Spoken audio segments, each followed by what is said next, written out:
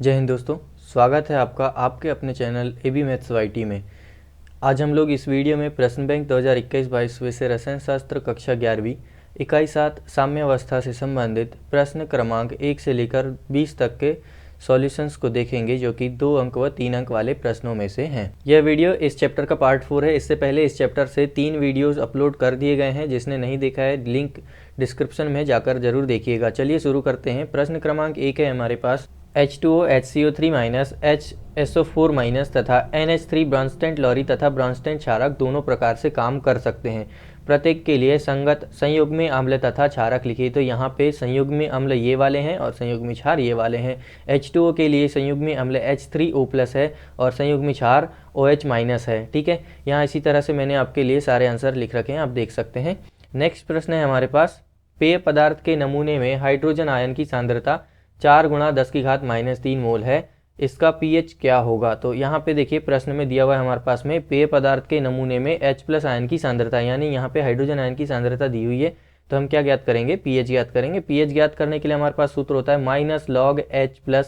ठीक है, तो यहाँ पे H+ की वैल्यू को हम रख देंगे, जो कि हमें प्रश्न में दी हुई है। क्या है? 4 × 10⁻³ तो यहाँ आप देख रहे होंगे माइनस लॉग के साथ में 4 × 10⁻³ दिया हुआ है। इसका मतलब यहाँ पे लॉग के साथ में जब भी कोई दो वेरिएबल गुणे में होते हैं तो हम ये सूत्र लगाते हैं log mn बराबर log m plus log n, यानी कि लॉग के साथ जो गुणे में वेरिएबल्स होते हैं उन्हें हम एक एक बार अलग अलग करके प्लस में लिख सकते हैं। ठीक है, तो माइनस को हम बाहर रहने देंगे और लॉग को एक बार 4 के साथ लिखेंगे और धन लगा के लॉग को एक बार 10⁻³ के साथ लिखेंगे। ठीक है, अब इसके बाद आप यहाँ देखेंगे जो log 10⁻³ है, यहाँ पे एक और सूत्र लगेगा log का, जो घात होती है इसे हम सामने लिख सकते हैं। ठीक है, log m⁻n अगर होता है तो n को सामने लिख देते हैं और log m जैसा का वैसा रह जाता है। ठीक है, तो यहाँ जो -3 है, इस -3 को हम यहाँ सामने लिख देंगे। ये देखिए हमने सामने लिख दिए, log 10 जैसा का वैसा है।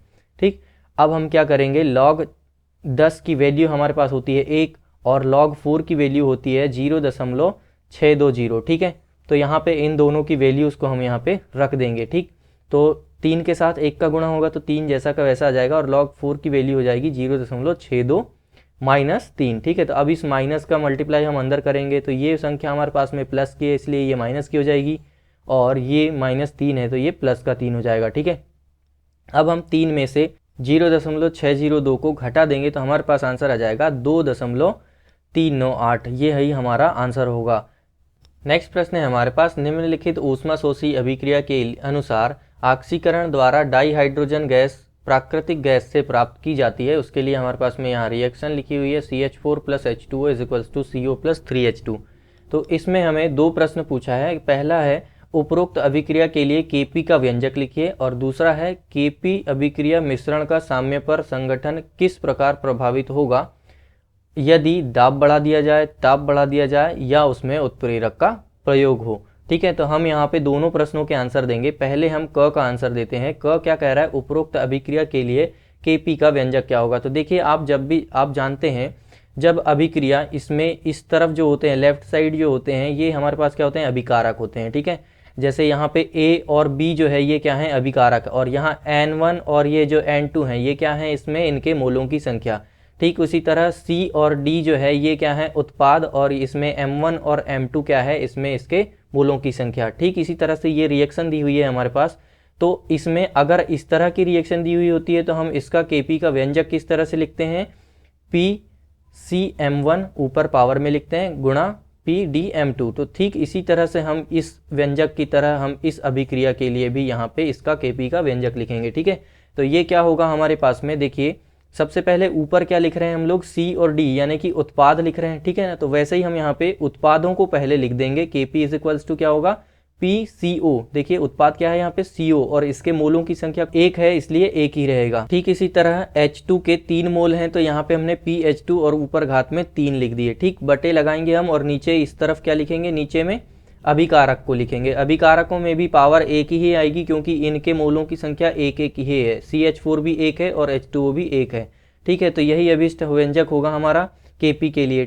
इसी प्रश्न में प्रश्न ख है हमारे पास, Kp एवं अभिक्रिया मिश्रण का साम्य पर संगठन किस प्रकार प्रभावित होगा। तो देखिए यहाँ पे हमें पूछा है दाब बढ़ा दिया जाए तो आप यहाँ देखेंगे दाब बढ़ा दिया जाए तो, ठीक है ना, दाब बढ़ाने पर अभिक्रिया सदैव उस दिशा में गति करती है जिस तरफ मोलों की संख्या घटती है। तो आप देखेंगे मोल की संख्या किधर घट रही है, यहाँ पे ये जो है ये क्या है हमारे पास में अभिकारक। तो इधर अभिकारकों में कितने मोल हैं हमारे पास में, एक CH4 का और एक H2O का, ठीक है। तो यहाँ पे हमारे पास 2 मोल हैं अभिकारक में, और उत्पाद में कितने मोल हैं, 3 H2 के और एक क्या है CO का, ठीक है। तो यहाँ पे 4 मोल इधर है हमारे पास। तो अभिक्रिया दाब बढ़ाने पर उस ओर जाती है जिधर मोलों की संख्या कम होती है, यानी यहाँ पे अभिक्रिया किस ओर जाएगी, पश्चिम दिशा में, ठीक है, अभिकारक के तरफ जाएगी। ये अभिक्रिया कुछ इस तरह से होगी, ठीक है, क्योंकि मोलों की संख्या इधर कम है, ठीक।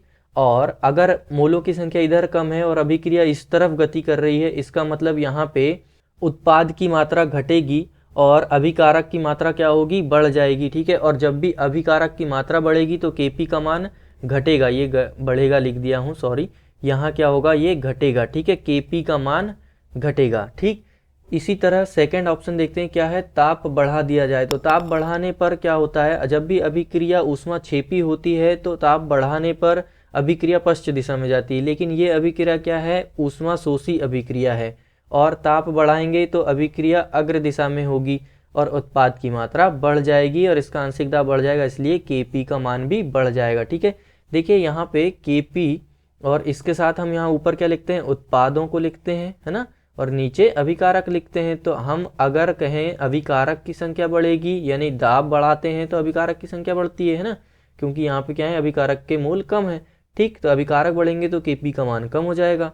और ताप बढ़ाएंगे, ठीक है, ताप बढ़ाएंगे तो यहाँ पे Kp का मान बढ़ेगा, क्योंकि उत्पादों की जो मात्रा होगी ये हमारे पास में बढ़ती जाएगी, तो उत्पाद बढ़ेंगे तो Kp भी बढ़ेगा, ठीक है। ठीक इसी तरह से अगर हम इस अभिक्रिया में उत्प्रेरक प्रयुक्त करें तो जो साम्य होता है ये अतिशीघ्र स्थापित हो जाता है, ठीक है। उम्मीद करता हूँ आपको समझ में आ गया होगा। चलिए नेक्स्ट प्रश्न देखते हैं। नेक्स्ट प्रश्न है हमारे पास में, साम्य 2H2 plus CO is equals to CH3OH पर प्रभाव बताइए। यहाँ पे हमें 4 प्रश्न पूछा है, H2 मिलाने पर, CH3OH मिलाने पर, CO हटाने पर और CH3OH हटाने पर। तो देखिए आपका बेसिक कंसेप्ट बता रहा हूँ आपको, ये एक बार याद कर लेंगे आप, ये क्वेश्चन इजीली बन जाएगा, ठीक है। देखिए आपको ये याद रखना है कि अभिक्रिया उस ओर गति करती है जिस ओर मोलों की संख्या कम होती है, ठीक। ये पॉइंट आपको याद रखना है, मोल जिधर कम होंगे उसी तरफ अभिक्रिया गति करेगी, ठीक है। अब यहाँ आप अभिक्रिया में देखिए H2 मिला रहे हैं, हम H2 मिला रहे हैं, यानी इधर जो H2 दिए हुए हैं हमारे पास, यहाँ पे हम H2 की संख्या और बढ़ा देंगे, ठीक है। तो इस तरफ मोल हो जाएंगे ज़्यादा, है ना, और इस तरफ उत्पाद की तरफ क्या हो जाएंगे, मोल कम। तो हमेशा मैंने क्या बोला कि अभिक्रिया अधिक से कम की तरफ गति करती है, तो अभिक्रिया कैसी जाएगी, अग्र अभिक्रिया हो जाएगी, अग्र दिशा में जाएगी, ठीक है।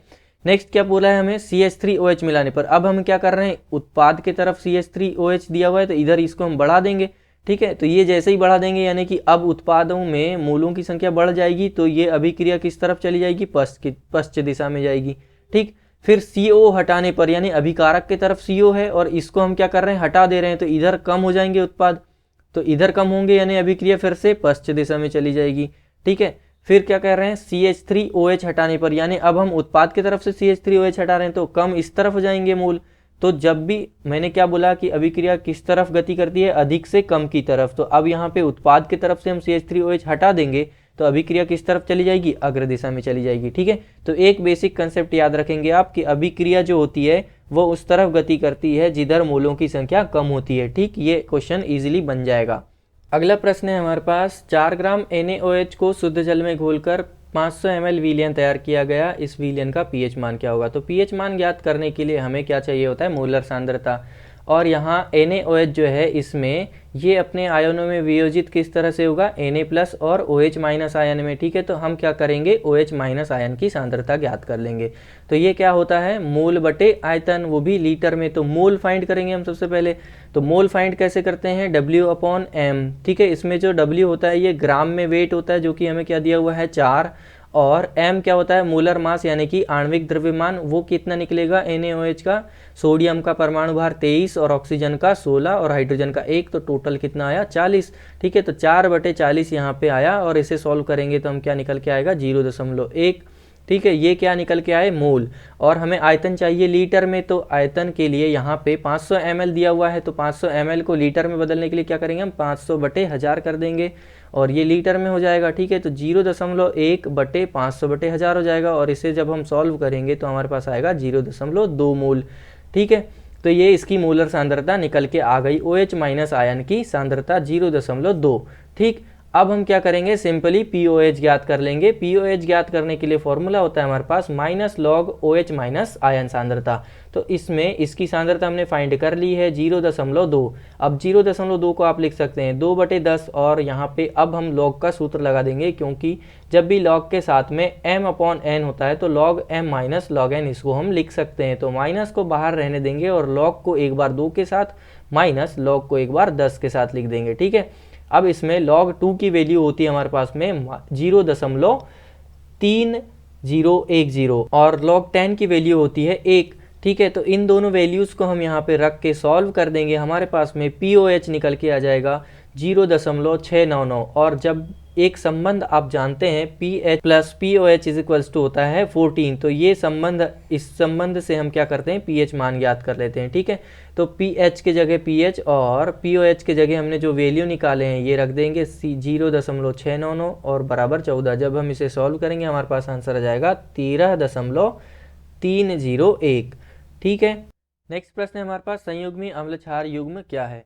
तो ये क्या होता है, अम्ल क्षारक का वह युग्म जिसमें एक प्रोटॉन का अंतर होता है संयुग्मी अम्ल क्षारक कहलाते हैं। ठीक है, देखिए जैसे यहाँ पे Cl माइनस में यह संयुग्मी क्षारक है किसका, HCl अम्ल का। क्यों, क्योंकि HCl में से जो H है इसने अपना इलेक्ट्रॉन Cl को दे दिया और प्रोटॉन यहाँ से निकल गया या H+ आयन यहाँ से मुक्त हुआ। ठीक है, तो Cl माइनस संयुग्मी क्षारक हुआ HCl अम्ल का। ठीक इसी तरह H3O+ संयुग्मी अम्ल है क्षारक H2O का। ठीक, नेक्स्ट प्रश्न क्या है हमारे पास में, निम्न अवधारणाओं के आधार पर अम्ल एवं क्षार को परिभाषित कीजिए। पहला है आर्हीनियस, दूसरा है ब्रॉन्स्टेड-लॉरी और तीसरा है लुईस। ठीक है, तो आर्हीनियस के अनुसार इसका आंसर क्या होगा, अम्ल वह पदार्थ हैं जो जल में घुलकर हाइड्रोजन आयन देते हैं, तो वह क्या कहलाते हैं, अम्ल। और इसी प्रकार क्षार वह पदार्थ हैं जो जल में घुलने पर हाइड्रोक्सिल आयन देते हैं, यानी OH माइनस आयन मुक्त करते हैं। ठीक है, तो आर्हीनियस के अनुसार अम्ल और क्षार की परिभाषा कुछ इस तरह से है। ब्रॉन्स्टेड-लॉरी के अनुसार क्या होता है, अम्ल वह पदार्थ होते हैं जो किसी अन्य पदार्थ को प्रोटॉन प्रदान कर सकता है और क्षार वह पदार्थ है जो किसी अन्य पदार्थ को प्रोटॉन ग्रहण कर सकता है। ठीक है, यानी कि अम्ल वे जो प्रोटॉन दान करेंगे और क्षार वे जो प्रोटॉन ग्रहण करेंगे। ठीक है, नेक्स्ट क्या है, लुईस की धारणा। तो लुईस धारणा क्या कहती है, अम्ल इलेक्ट्रॉन युग्म ग्राही होते हैं और क्षारक इलेक्ट्रॉन युग्म दाता होते हैं। ठीक है, नेक्स्ट प्रश्न क्या है हमारे पास में, ओस्टवाल्ड का तनुता का नियम। तो ओस्टवाल्ड का तनुता का नियम क्या होता है, दुर्बल विद्युत अपघट्य के वियोजन की मात्रा उसकी तनुता के वर्गमूल के समानुपाती या सांद्रता के वर्गमूल के व्युत्क्रमानुपाती होती है और इसका व्यंजक होता है alpha is equals to √kV या √k/c। नेक्स्ट प्रश्न है हमारे पास, पीएच स्केल से आप क्या समझते हैं, क्या किसी विलयन का पीएच 0 से कम या 14 से अधिक हो सकता है, उचित कारण देते हुए अपने उत्तर को समझाइए। तो देखिए पीएच स्केल क्या होता है, किसी विलयन की अम्लीयता तथा क्षारीयता को व्यक्त करने के लिए जिस स्केल का उपयोग किया जाता है उसे हम पीएच स्केल कहते हैं। और इसकी परिभाषा होती है, विलयन में उपस्थित हाइड्रोजन आयनों के मोल प्रति लीटर में सांद्रता का ऋणात्मक लघुगणक होता है। ठीक है, जिसे pH is equals to minus log H+ सांद्रता या आप इसे log 1/H+ सांद्रता लिख सकते हैं। ठीक, अब हमें पूछा था इसमें कि इसका मान क्या 0 से कम और 14 से अधिक हो सकता है क्या, तो ये हाँ हो सकता है। ठीक है, कैसे, प्रबल अम्ल के लिए क्या हो जाएगा, ये 0 से कम हो जाएगा और प्रबल क्षार के लिए 0 से अधिक हो जाएगा। जैसे देखिए प्रबल अम्ल 1N से विलयन का pH मान 0 होता है तथा 2N 3N तथा 10N आदि विलयनों का मान ऋणात्मक pH हो सकता है। इसी प्रकार प्रबल क्षारकों के लिए उच्च सांद्रता वाले विलयनों का pH मान 14 से अधिक भी हो सकता है। ठीक है, नेक्स्ट प्रश्न है हमारे पास, PbI2 के लिए विलेयता एवं विलेयता गुणांक के मध्य संबंध व्युत्पन्न कीजिए। तो इसके मध्य संबंध किस पर निर्भर करता है, PbI2 की प्रकृति पर निर्भर करता है। ठीक है, और PbI2 की प्रकृति कैसी है, Ab2 प्रकार की। तो Ab2 प्रकार में आप देखेंगे कि ये इन दोनों के मध्य संबंध क्या होता है, विलेयता और विलेयता गुणनफल के मध्य संबंध क्या होता है, 4s³। तो ठीक इसी तरह से जिस तरह से Ab2 के लिए हमने निकाले हैं उसी तरह से PbI2 के लिए निकालेंगे। तो PbI2 के लिए सॉल्युबिलिटी या विलेयता क्या है, यहाँ पे S है ना। ठीक इसी तरह से Pb2+ के लिए भी S होगी, और यहाँ पे 2 मोल आयोडीन के दिए हुए हैं तो इसकी सॉल्युबिलिटी क्या होगी 2S। ठीक इस तरह से यहाँ पे जिस तरह से Ab2 में निकाले थे हमने, उसी तरह से Pb2 में भी Pbi2 में निकालेंगे तो इसकी सॉल्युबिलिटी S और इसके लिए 2S, तो इसका स्क्वायर है, यहाँ पे 2 मोल दिए हुए हैं, तो इस तरह से इसे जब हम सॉल्व करेंगे तो हमारे पास में क्या आएगा 4s3। इसका मतलब यह अभिष्ट संबंध होगा हमारे पास विलेयता गुणनफल Sp = 4 × विलेयता की पावर 3। ठीक है, तो अभिष्ट संबंध हमारे पास में क्या आ गया, विलेयता गुणनफल बराबर 4 × विलेयता की घात 3। ठीक, यही हमारे पास में इसके लिए अभिष्ट संबंध होगा। नेक्स्ट प्रश्न है हमारे पास, pH को परिभाषित कीजिए एवं pH, pOH और pKw के मध्य संबंध लिखिए। तो pH क्या होता है, किसी विलयन का pH मान उस विलयन में उपस्थित हाइड्रोजन आयनों के मोल प्रति लीटर में सांद्रता का ऋणात्मक लघुगणक होता है। ठीक है, तो इस परिभाषा के अनुसार हम pH के लिए लिख सकते हैं pH = -log H+ सांद्रता, और OH के लिए लिख सकते हैं परिभाषा अनुसार -log OH- सांद्रता, और pKw के लिए लिख सकते हैं -log Kw। ठीक है, अब इस संबंध को समझने के लिए हमें एक चीज़ याद रखनी होगी कि H+ आयन सांद्रता गुणा OH- आयन सांद्रता इक्वल होती है Kw के, और ये इक्वल होता है 10⁻14 के। ठीक है, तो आपको ये एक चीज़ बस ये यहाँ पे याद रखना होगा। अब इसी संबंध में हम क्या करेंगे, लॉग ले लेंगे, तो लॉग लेंगे तो लॉग यहाँ पे लगा देंगे हम इसके साथ भी, और Kw के साथ भी, और लॉग 10⁻14 के साथ भी। ठीक है, अब यहाँ आप देखेंगे जो लॉग है ये क्या है, इसके साथ में 2 वेरिएबल्स जैसे m × n, इसको हम कैसे लिख सकते हैं log m + log n। तो यहाँ पे हम log H+ सांद्रता प्लस log OH- आयन सांद्रता लिख सकते हैं। ठीक है, और log Kw = log 10⁻14। अब हम इसमें माइनस चिन्ह से गुणा कर देंगे। ठीक है, तो यहाँ क्या कर रहे हैं, हम इसमें माइनस चिन्ह से गुणा कर रहे हैं, तो यहाँ पे -log H+ सांद्रता आ जाएगा, फिर यहाँ +log OH- आयन सांद्रता था तो यहाँ पे भी माइनस हो जाएगा, ये log Kw था तो ये भी माइनस का log Kw हो जाएगा, और ये क्या था log 10⁻14 तो ये भी हो जाएगा -log 10⁻14। ठीक है, अब यहाँ पे आप देखेंगे जो log -H+ सांद्रता थी ये किसकी वैल्यू है, pH की वैल्यू है, देखिए ये रही। ठीक है, तो आप इसे क्या लिख सकते हैं, pH लिख सकते हैं, इसे लिख सकते हैं आप pOH, और इसे लिख सकते हैं आप Kw, और इससे इतने को सॉल्व करेंगे तो आप यहाँ देखेंगे ये क्या दिया हुआ है, log 10⁻14। तो यहाँ log का सूत्र लग जाता है हमारे पास, log m⁻n होती है तो पावर को हम सामने लिख देते हैं और log m जैसा का वैसा लिख देते हैं। तो ठीक है, हम यहाँ क्या करेंगे, -14 को सामने लिख देंगे, तो जैसे ही -14 हम यहाँ सामने लिखेंगे, यहाँ माइनस चिन्ह पहले से है, -14 हो जाएगा +14, और log 10 की वैल्यू हो जाती है क्या 1। तो ठीक इस तरह से हमारे पास आ जाएगा pH + pOH = Kw = 14। ठीक है, तो यहाँ से इसे हम या करके लिख सकते हैं pH + pOH = 14। तो ये संबंध हमारे पास में इन तीनों के बीच में निकल के आ गया। उम्मीद करता हूँ आपको समझ में आ रहा होगा। इन सभी प्रश्नों के सॉल्व आपको PDF में मिल जाएंगे। इस वीडियो के डिस्क्रिप्शन में टेलीग्राम चैनल का लिंक है, आप जाकर ज्वाइन कर लीजिए, वहां से आपको इसके PDF आप डाउनलोड कर सकते हैं। नेक्स्ट प्रश्न है हमारे पास में, सम आयन प्रभाव क्या है, उदाहरण सहित स्पष्ट कीजिए। तो सम आयन प्रभाव क्या होता है, देखिए उभयनिष्ठ आयन, या आप इसे क्या बोल सकते हैं, समायन प्रभाव। ठीक है, जब किसी दुर्बल विद्युत अपघट्य के विलयन में कोई ऐसा प्रबल विद्युत अपघट्य मिलाया जाता है जिसमें एक ऐसा आयन जो कि दुर्बल विद्युत अपघट्य में भी होता है, तो दुर्बल विद्युत अपघट्य का आयनन कम हो जाता है, इसे उभयनिष्ठ आयन या समायन प्रभाव कहते हैं। ठीक है, इसके लिए उदाहरण है, एसिटिक अम्ल के विलयन में जब सोडियम एसीटेट या प्रबल विद्युत अपघट्य का विलयन मिलाया जाता है तब एसिटिक अम्ल के विलयन के वियोजन की मात्रा कम हो जाती है, क्योंकि एसिटिक अम्ल और सोडियम एसीटेट दोनों में ही CH3COO- आयन एक समान आयन होता है। ठीक है, देखिए एसिटिक अम्ल CH3COOH, इसका आयनन में ये जब अपने आयनों में वियोजित होता है तो ये होता है CH3COO- आयन, और H+ में सोडियम एसीटेट CH3COONA, ये जब अपने आयनों में वियोजित होता है तो CH3COO- और Na+ में। तो यहाँ पे ये जो दोनों हैं ये क्या हो गए, सम आयन पे हो गए, ये दोनों क्या कर रहे हैं, सम आयन प्रभाव दर्शा रहे हैं। ठीक है, नेक्स्ट प्रश्न क्या है हमारे पास में, तृतीय समूह के हाइड्रॉक्साइडों में अवक्षेपण में NH4Cl व NH4OH के स्थान पर NaCl की उपस्थिति में क्या NaOH मिलाया जा सकता है तथा इसका क्या प्रभाव होगा। तो देखिए इसे हम नहीं मिला सकते, क्यों? क्योंकि देखिए NH4Cl और NH4OH जो है ये तो कर सकते हैं, लेकिन इनके स्थान पे NaCl की उपस्थिति में NaOH नहीं मिला सकते, क्योंकि जो NaOH है, ठीक है, क्योंकि NaOH जो है ये प्रबल क्षार है, जिस कारण से यह अधिक OH- आयन देगा और OH- आयनों की उच्च सांद्रता तृतीय समूह के साथ साथ उच्च समूहों के धनायनों को भी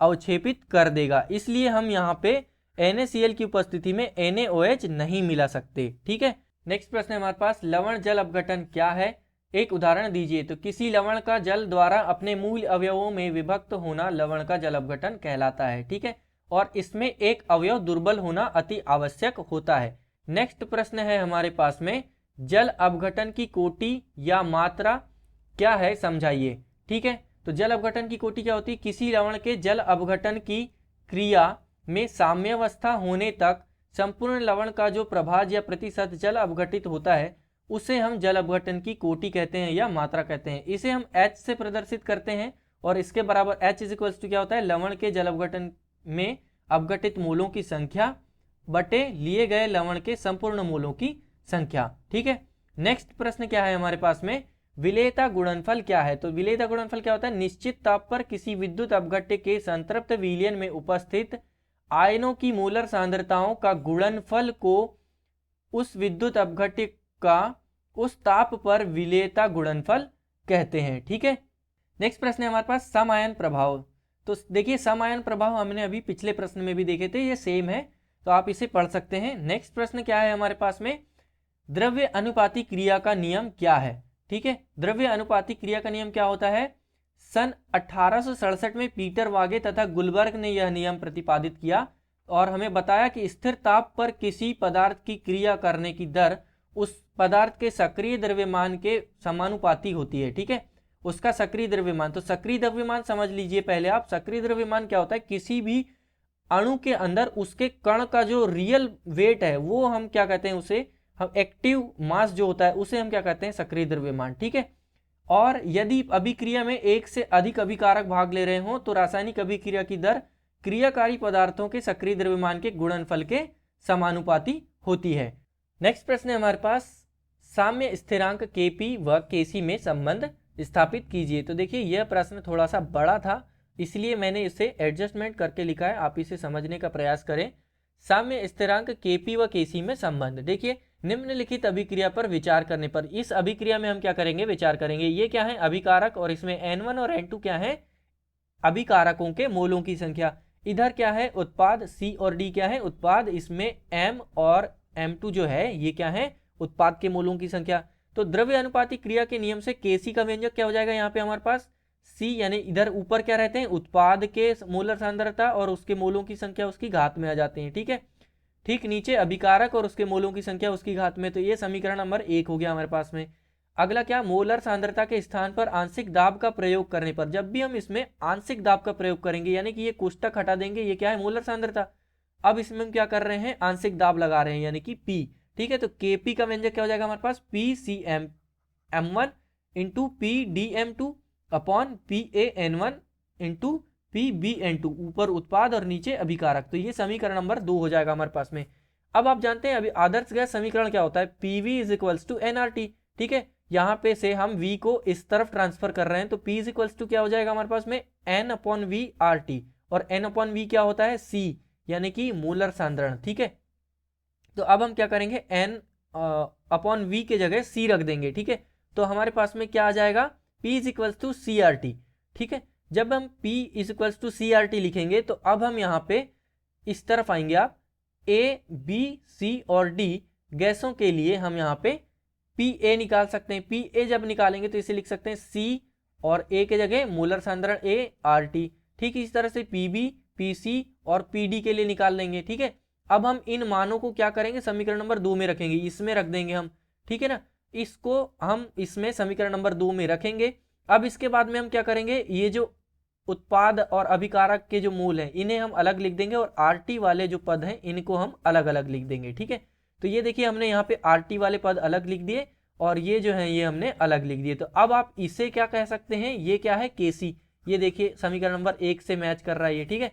तो ये क्या हो जाएगा KC, तो KP is equals to KC into, अब ये क्या है RT वाले पद में जो हमने लिखे थे, तो RT की पावर M1 प्लस M2 और RT की पावर N1 प्लस N2, ठीक है। अब ये दोनों क्या है, भाग में है ना, तो आधार सेम होने पर और इनकी पावर क्या है अलग अलग, ये क्या है भाग में है ना, तो आधार सेम होने पर इनकी पावर क्या होती है, घट जाती है, ठीक है।